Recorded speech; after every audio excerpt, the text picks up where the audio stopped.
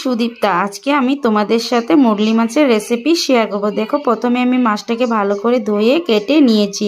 এবার আমি এই মাছটাকে মধ্যে পেঁয়াজ কুচি, টমেটো কুচি, ধনেপাতা কুচি, রসুন কুচি, কাঁচা লঙ্কা কুচি, নুন, হলুদ, জিরের গুঁড়ো, ধনের গুঁড়ো, সামান্য কাশ্মীরি লঙ্কার গুঁড়ো, কাঁচা সরিষার তেল দিয়ে ভালো করে এবার আমি মেখে নেব।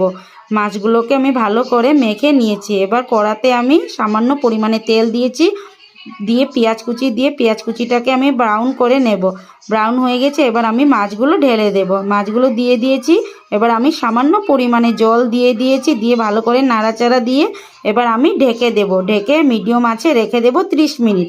30 মিনিট পর আমি এটা ঢাকনাটা উঠিয়ে দেব। এবার আমার মাছটা রেডি হয়ে গিয়েছে। তোমাদের যদি আমার এই রেসিপিটা ভালো লাগে তো প্লিজ আমার চ্যানেলটাকে সাবস্ক্রাইব করে দিও, আর একটা লাইক করে দিও, কমেন্ট করে দিও। চলো টাটা, বাই বাই, সবাই ভালো থেকো, সুস্থ থেকো।